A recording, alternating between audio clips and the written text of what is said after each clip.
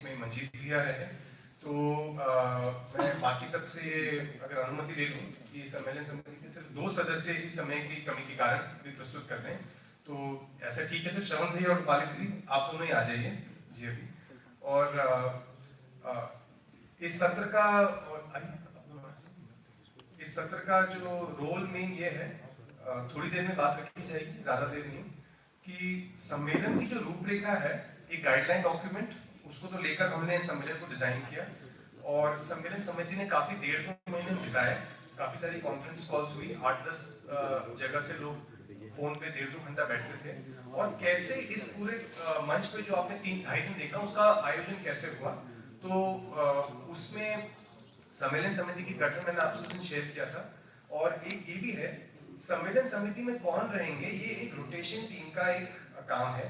इस टीम में उस स्लाइड में बनाया था, मैं नहीं देख पा रहा हूं, पर रूपरेखा डॉक्यूमेंट हम लोग व्हाट्सएप पर फिर से डाल देंगे। तो उस टीम में कई लोग हैं जो पिछले सम्मेलन समिति से रोल ओवर होते हैं। इतना ध्यान में रखा जाए, हर सम्मेलन समिति का सदस्य 2 साल ही सम्मेलन समिति में रहता है, उसके बाद कोई और केंद्र को हैंड ओवर हो जाता है। तो 8 केंद्रों से, कुछ केंद्र से रोटेशन कैरी ऑन, कुछ अध्ययन केंद्र, कुछ परिष्ठेय शिविर केंद्र, पिछले साल जो आयोजक थे उनके यहाँ से 1-2 सदस्य सम्मेलन समिति के मेंबर, और जो उस साल जहाँ पे सम्मेलन हो रहा है उनके सदस्य, ऐसे मिला के रोटेशन बेसिस पे एक कंटिन्यूटी रहती है। जो 2-3 साल जो लोगों का अनुभव पहले पिछले साल से चल रहा है, वो नए लोगों के लिए सार्थक रहता है। पहले 1 साल में समिति सदस्य समझ रहे होते हैं उस प्रक्रिया को, सेकेंड ईयर तक उनकी भागीदारी और सक्रिय हो जाती है। तो इसी बात के लिए मुझे लगा कि श्रवण भैया, रूपाली दीदी 2-3 मिनट में रख दें कि जो समिति ने समय बिताया, बहुत सारी कॉन्फ्रेंस कॉल्स, कोई गाड़ी चला रहा है 1.5 घंटा बात ही कर रहा है और समिति से, तो कैसे वो अनुभव कैसा रहा और उससे स्पष्टता क्या बनी और कैसे वो मंच तक आई। रूपाली दीदी पुणे से।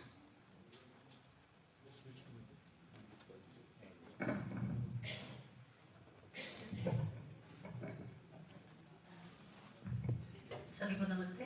बोलने का अभ्यास बहुत कम है तो थोड़ा धैर्यपूर्वक सुन सकते हैं। सम्मेलन को मैं कैसे देखती हूँ और इस प्रक्रिया को मैंने कैसे देखा, मैं 1-2 मिनट में रख दूंगी। मेरे लिए सम्मेलन एक सांस्कृतिक कार्यक्रम है जिसमें प्रचार प्रसार और योग्यता अर्जन होती है, ऐसे मुझे लगता है। सम्मेलन मध्यस्थ दर्शन के मूल वस्तु को इंगित कराता है, पर मुझे लगता है इसका उद्देश्य अध्ययन कराना नहीं है। इसमें तात्विकता के साथ व्यवहारिकता के सारे बिंदु खुलते हैं और इस आयाम से हमको जीने के लिए प्रेरणा मिलती है, ऐसे मुझे लगता है। इस साल के सम्मेलन सदस्य समिति में पुणे परिवार समूह से मैं थी, और इस साल मैंने डॉक्यूमेंट जो पढ़ा, मतलब सम्मेलन की रूपरेखा का एक डॉक्यूमेंट है, वो मैंने काफ़ी ध्यान से पढ़ा। उससे मुझे भागीदारी की स्पष्टता हुई कि मैं क्या कर सकती हूँ। इसमें एक्चुअली सम्मेलन का स्वरूप, उसमें हुए बदलाव जो सार्थकता की तरफ ले जाते हैं, और इसमें क्या प्रक्रिया होती है, इसकी डिटेल में इंफॉर्मेशन है। और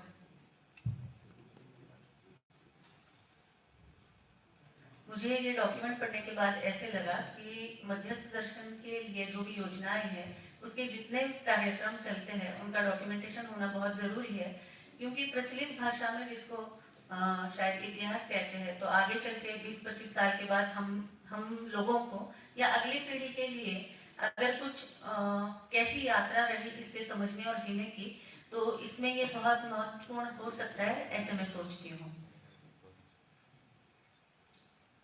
इस साल के सम्मेलन सदस्य समिति में हर समूह, केंद्र और संस्थान से प्रतिनिधि रहे।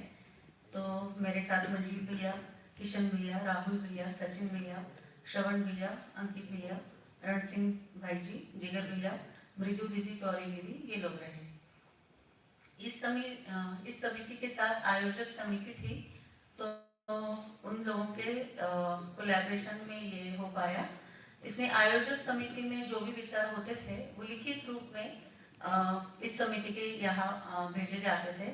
इस पर हम लोग विचार करके कॉन्फ्रेंस कॉल में इस पर चर्चा होती थी और निर्णय लिए, चाहे वो सत्र के ऐड करने में हो या कुछ चेंजेस को लेके, तो वो काफ़ी अच्छी तरह से उसमें स्वीकार्य है या ऐड हो गया, इसमें कह सकती हूँ।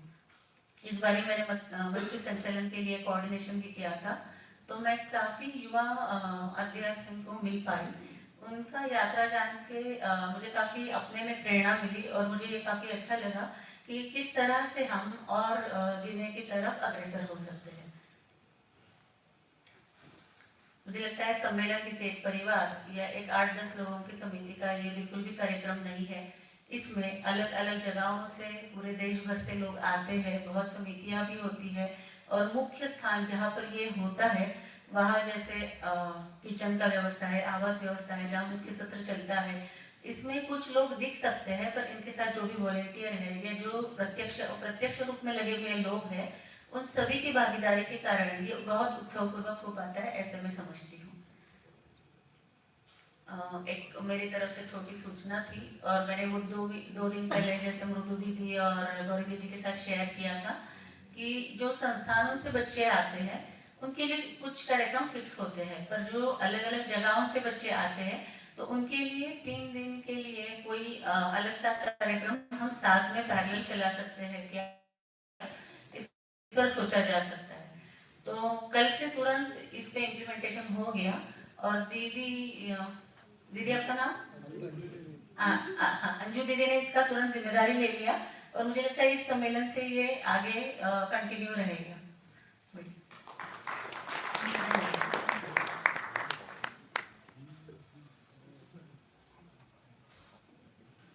जो लोग यहाँ कल्याण आश्रम में रुके हैं वो चाबी रजिस्ट्रेशन काउंटर पे देंगे और दूसरा कुछ लोगों ने गाड़ी बुक किया जाने के लिए, तो उनकी गाड़ी बहुत देर से आ गई है, कार वगैरह, तो है ना 12-1 बजे वाली, 12-1 बजे जिनको जाना है।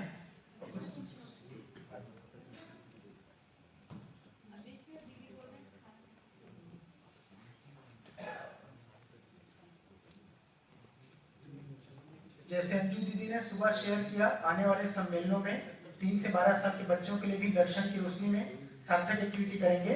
हमें बच्चों के लिए एक डेडिकेटेड टीम की आवश्यकता है जो इस एक्टिविटी सिखाने में भागीदारी कर सकते हैं। वे जरूर अपना नाम और कॉन्टेक्ट अंजू दीदी को देके जाएं। धन्यवाद। बहुत बढ़िया।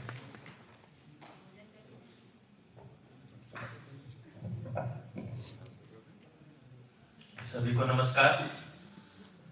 तो अभी तक तो मैं सम्मेलनों में आता था, फिर थोड़ा सा जो सम्मेलन के बाद में समिति पे चर्चा होती थी तो समझता था कि हाँ कुछ लोग मिलकर के सम्मेलन का डिजाइन करते हैं और फिर सम्मेलन हो जाता है।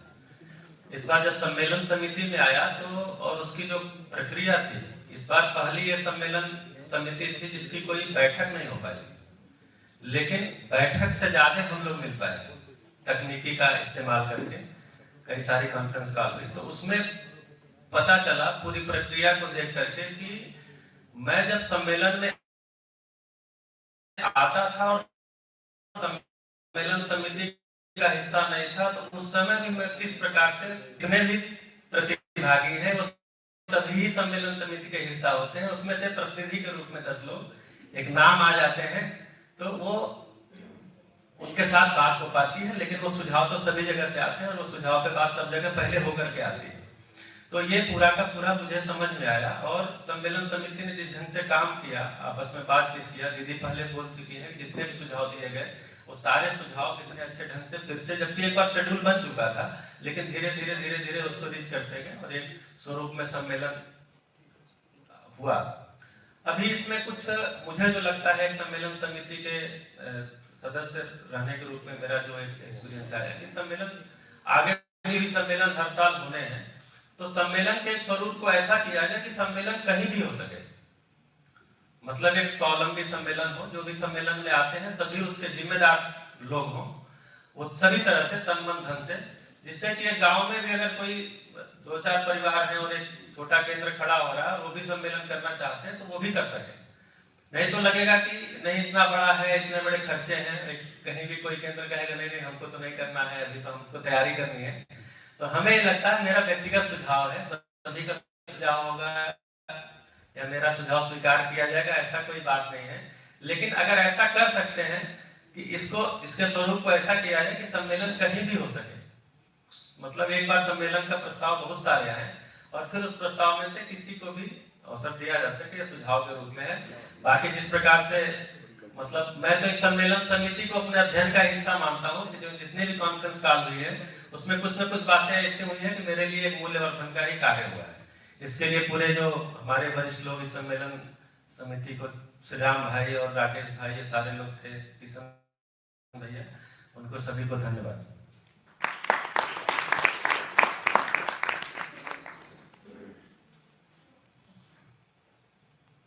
सम्मेलन समिति की ओर से हमको ये बात रखनी थी, रूपरेखा का जो डॉक्यूमेंट है उसको हम व्हाट्सएप ग्रुप पे डाल देंगे और आगे के सम्मेलन के समिति के साथ भी हम टच में रहेंगे, कैसे उसको आगे ले जाएंगे। आप सबका धन्यवाद सभी को। ये जो सम्मेलन रहा इसके फीडबैक के लिए मैं 2 लोगों को बुलाऊंगा। तो सबसे पहले हमारे बीच आदरणीय संजीव त्यागी भैया हैं, भैया का परिचय करा दूंगा। भैया मंच पे आएंगे भी जो इस सम्मेलन के अपना फीडबैक देंगे। संजीव त्यागी भैया जो हापुड़ में संस्थान बना है, उस संस्थान की पूरी जिम्मेदारी तन मन धन से पूरा परिवार सहित लगे हुए हैं। और एक जो बड़ा काम दिल्ली शिक्षा विभाग में लोक व्यापीकरण का इस दर्शन के आधार पर हो रहा है, उसमें बड़ी जिम्मेदारी हापुड़ संस्थान का है। उसकी बड़ी जिम्मेदारी भैया ने ले रखी है अपने वर्तमान काम को करते करते। तो पूरा आपकी तालियों के बीच आदरणीय संजीव भैया।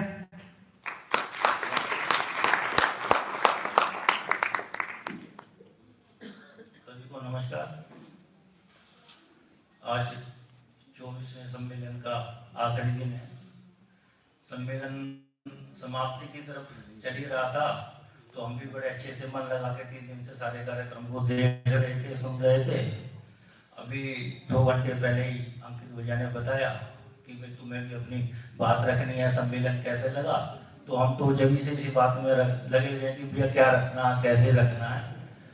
तो मैं इस बारे में ये कहना चाहूँगा कि जब यहाँ पे जितनी भी प्रस्तुतियाँ केंद्रों से या जितने भी लोग आए, जिन्होंने लोगों ने अपने अपने प्रस्तुतियाँ रखी, बड़ी सराहनीय रही।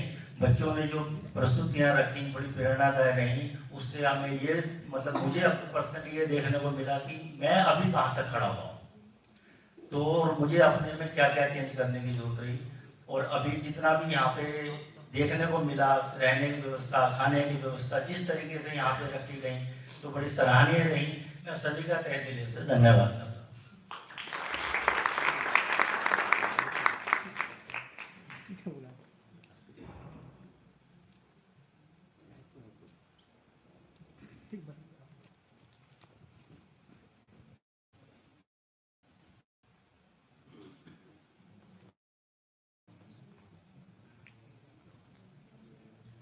बहुत बहुत धन्यवाद भैया। अगले फीडबैक के लिए रायपुर से कमल राठौर भैया सम्मेलन का फीडबैक देंगे। रायपुर से कमल राठौर भैया।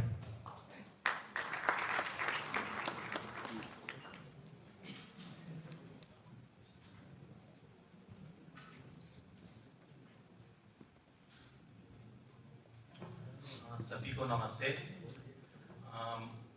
मैं बाबा जी की प्रति कृतज्ञता और सारे के जो अभी तक यहाँ पे मेरे को योगदान मिला उनके प्रति कृतज्ञता।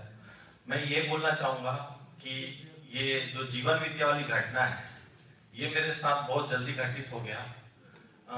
ये ऐसा हुआ कि मेरा एक दिन शिविर था जिसमें सोम भैया ने विश्वास के लिए कुछ 3 घंटों में कुछ बताया जिसमें मेरा खुद का विश्वास हिल गया।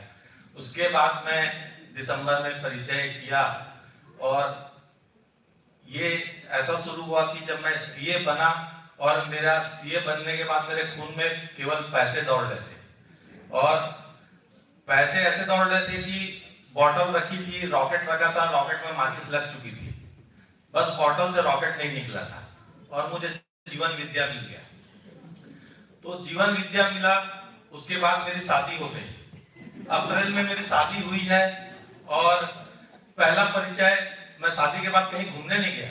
मेरा पहला परिचय इंदौर में हुआ अपनी वाइफ के साथ। मेरे अंदर एक सूक्ष्म इच्छा थी सत्य को जानने के लिए। मेरी वाइफ कारण इच्छा बन गई इसमें आने के लिए।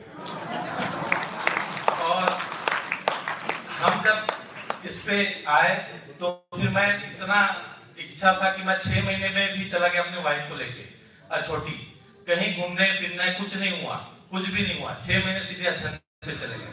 मेरी वाइफ मेरे से पूछती थी कहीं घूमने कब ले जाओगे, कहीं घूमने कब ले जाओगे। मेरे मन में ये रहता था कि परिवार के बिना घूमने कहाँ जाता है आदमी, और सब मेरे को बोलते थे हस्बैंड वाइफ कहीं घूमने जाना चाहिए। मेरे को लगता था परिवार के बिना कहाँ जाएंगे। आज मैं पहली बार अपने वाइफ के साथ घूमने आया हूँ अमरकंटक, लेकिन बहुत बड़े परिवार के साथ आया हूँ, जो आज मेरे को बहुत अच्छा लग रहा है। और रॉकेट जब निकली ये घटना, तो रॉकेट जब निकली तो जीने में निकल रहा है। अब मैं अध्ययन की प्रक्रिया में आ चुका हूँ, और मैं उस भौतिक बात को छोड़ के मैं जीवन विद्या के मार्ग पे चल पड़ा हूँ, और ये मेरे को बहुत अच्छा लग रहा है। पहले लगते थे बहुत कम दिखते थे, मेरी वाइफ बोलती थी इसमें तो बहुत कम लोग दिखते हैं। आज इतना बड़ा परिवार एक लक्ष्य के लिए जाते हुए देख के मेरे को बहुत उत्साहित हो रहा है, और मेरा निश्चय ये हो गया कि मैं जो रॉकेट जो अब उड़ चुकी है वो सही दिशा के लिए उड़ी है। धन्यवाद।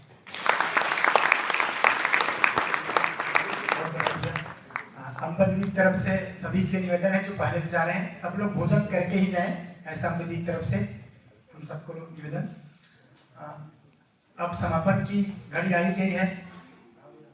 अगले सम्मेलन की तिथि, मतलब तिथि तो अभी बताएंगे भैया लोग। अगले सम्मेलन का स्थान निश्चित हो गया है, तो जो अगले जीवन विद्या सम्मेलन है उसकी जानकारी देने के लिए स्थान जो निश्चित हुआ है वो नागपुर में तय हुआ है। तो एक बार सभी नागपुर और उसके लिए बधाई। तो जीवन विद्या सम्मेलन के जो लोग उसके कमेटी मेंबर हम सबको बुलाऊंगा मैं, अशोक बहती भैया जी, राजू कुमासे भैया जी, जो नागपुर सम्मेलन के जितने जो भागीदार जो लोग करने वाले हैं सभी को, राजेश्री शैलोकर दीदी, मीरा माँ दीदी जी, अमित भैया जी, भुवनेश्वर भैया जी, प्रदीप भैया जी, आप सभी नागपुर में जो अगला सम्मेलन आयोजित है उसके आयोजक हैं, आयोजक समिति से हैं।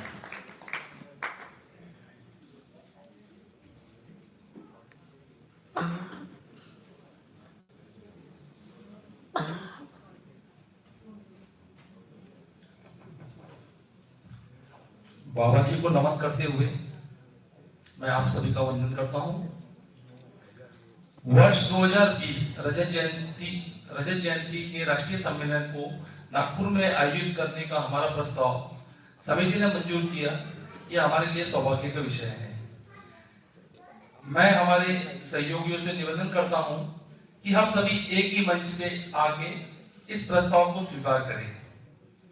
हमारे समस्त महाराष्ट्र के साथियों को मैं मंच पे आमंत्रित करता हूं। कृपया महाराष्ट्र के जो भी हमारे साथी हैं वो मंच पे आइए। स्मिता दाई,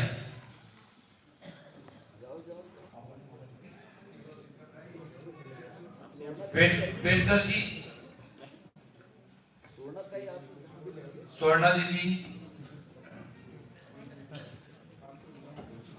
आपसे सभी से निवेदन जो भी महाराष्ट्र के हैं, क्योंकि ये सम्मेलन जो है ये हमारे सारे महाराष्ट्र के लोग साथी जो है वो आयोजन कर रहे हैं। उसी प्रकार छत्तीसगढ़ से रायगढ़, दुर्ग, बेलवंतरा के साथ साथ मानव तीर्थ अचोटी के सहयोगी जो है